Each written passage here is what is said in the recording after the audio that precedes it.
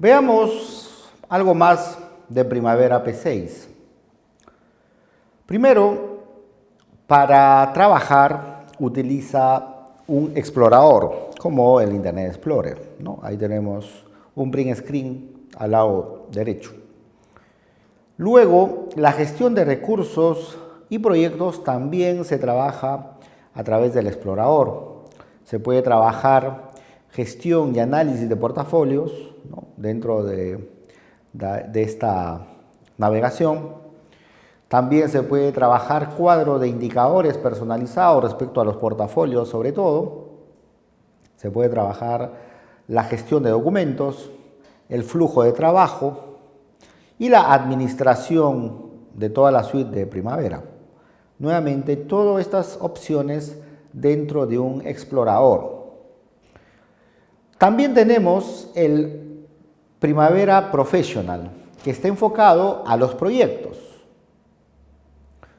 Dentro de lo que es el Primavera Professional, vamos a encontrar un cliente Windows, que es justamente el cliente que hemos instalado en la máquina virtual. Ahí tenemos un print screen parecido a lo que encontramos cuando ingresamos a Primavera en la instalación. Dentro de esta aplicación también no hay problema de gestionar proyectos y gestionar recursos. Y ojo, aquí a nivel del Primavera Professional podemos trabajar proyectos grandes sin ningún problema. Bueno, ojo, proyecto grande, estamos hablando de un proyecto que puede tener 6.000, 7.000 o 10.000 actividades y Primavera los va a trabajar sin ningún problema. Este módulo es un módulo opcional al Primavera P6, ¿no?, a donde también vamos a trabajar los portafolios. Para efectos del curso nos vamos a centrar en el uso del Primavera Professional, que es orientado a proyectos. Otras aplicaciones que mostramos dentro de la arquitectura de Primavera, el Progress Reportes, que es una herramienta muy útil, sobre todo cuando estamos trabajando proyectos descentralizados, por ejemplo a nivel nacional.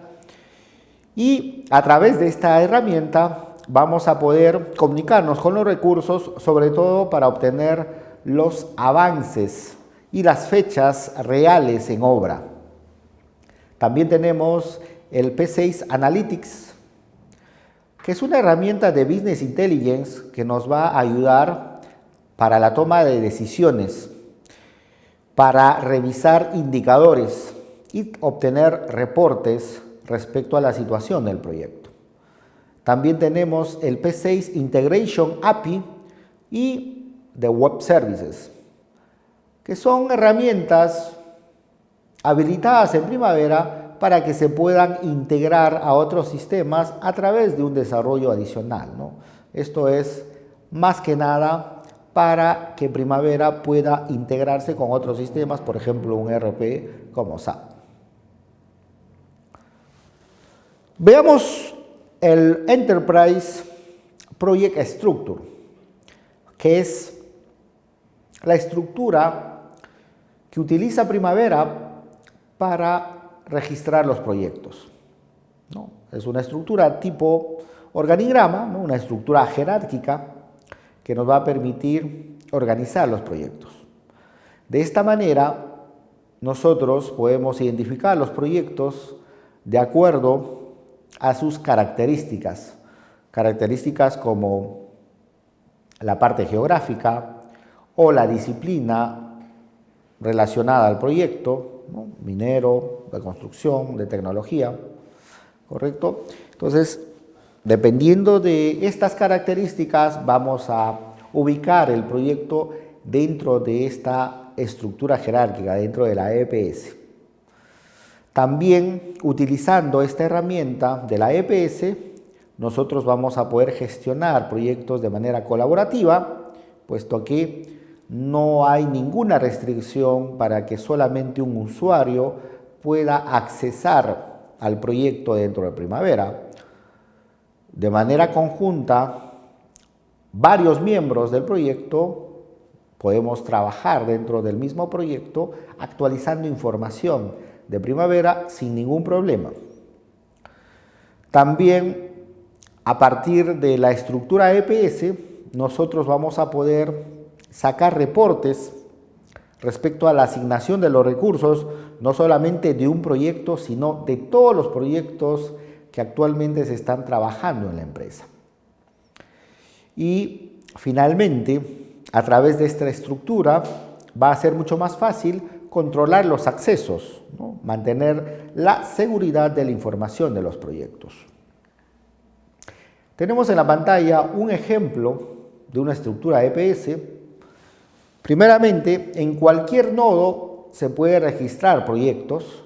Claro, la situación tiene que ameritarlo, es decir, tiene que haber una razón por la cual pretendemos colocar proyectos en la parte superior. Normalmente, como se observa en la gráfica, los proyectos van a estar en los nodos finales, ¿no? Los proyectos normales o regulares.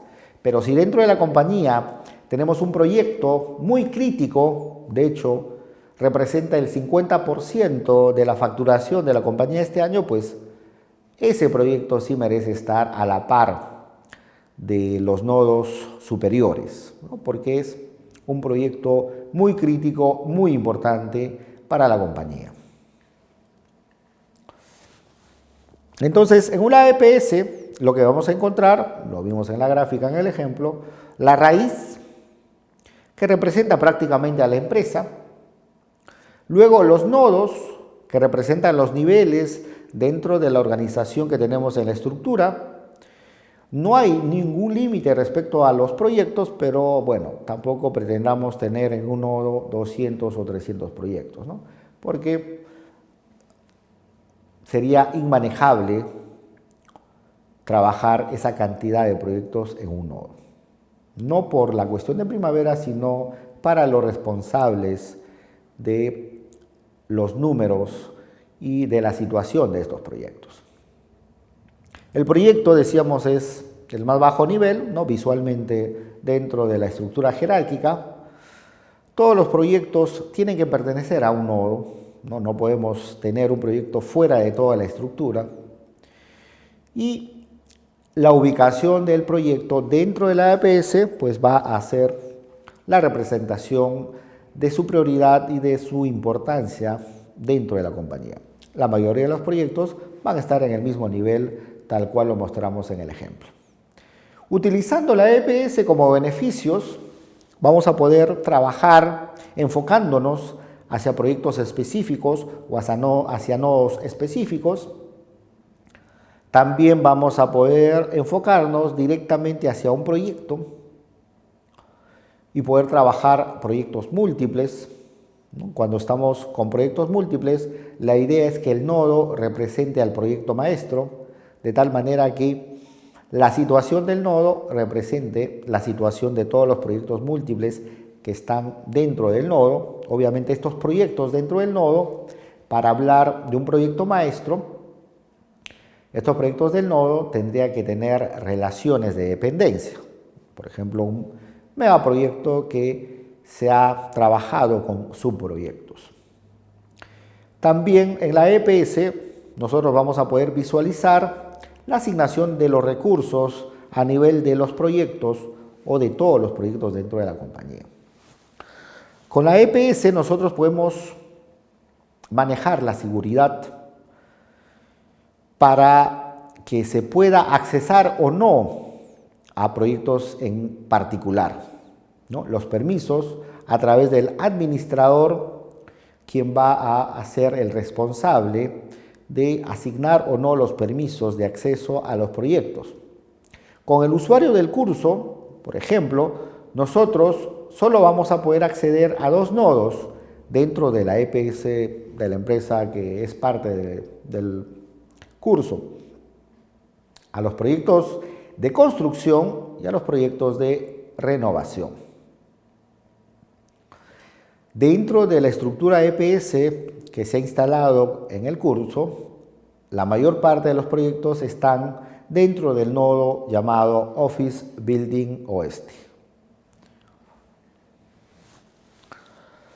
Así como tenemos la EPS, también tenemos la OBS, la Organization Breakdown Structure, orientado a manejar los recursos en la compañía.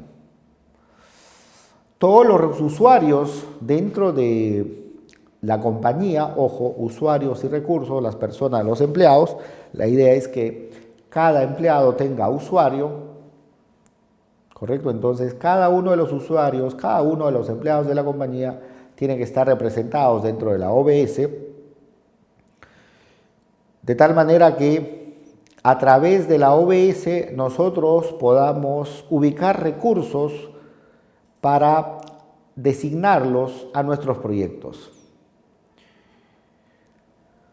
En el OBS la información que se almacena normalmente es información referida a los empleados, como el nombre, como el perfil, como la disciplina, como el rol que desempeña, y a partir de esa información nosotros vamos a poder asignar recursos, ubicar recursos dentro de toda la compañía, ¿no? Quizás si estamos en una compañía de 30 empleados, pues no sea necesario, pero Primavera está pensado para grandes compañías en donde tenemos 5.000 o 6.000 empleados, y allí sí sería mucho más complicado ubicar recursos de cierto perfil, como por ejemplo un arquitecto senior que nos permita trabajar un proyecto de construcción.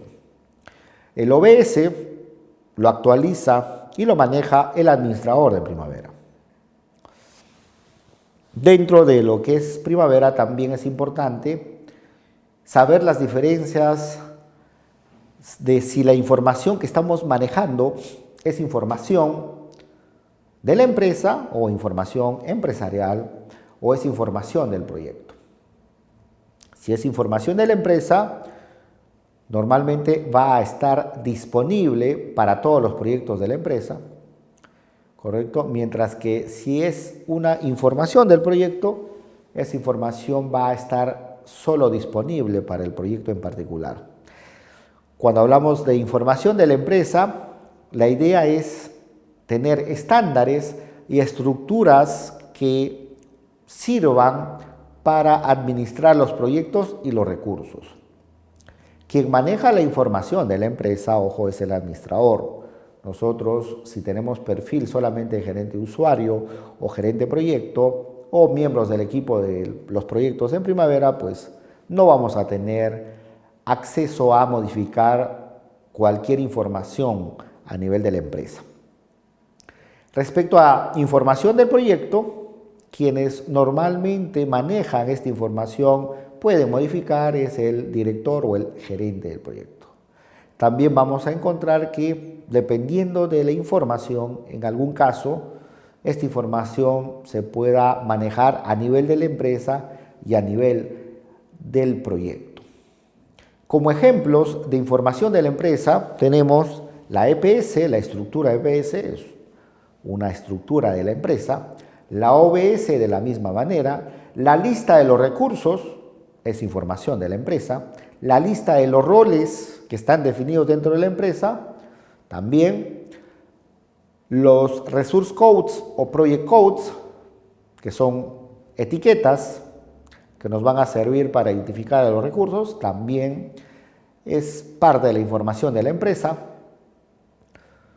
Las monedas que se trabajan dentro de la compañía de la misma manera, las categorías de riesgo, los notebooks o las anotaciones, los tópicos de anotaciones, etc.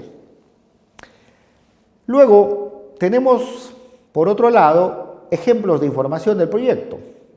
Un gran ejemplo de información del proyecto es el WS o EDT, ¿no?, en el castellano.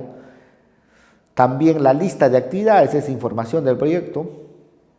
La línea base, ¿no?, de la planificación es información del proyecto. La lista de riesgos es información del proyecto. La lista de documentos es información del proyecto.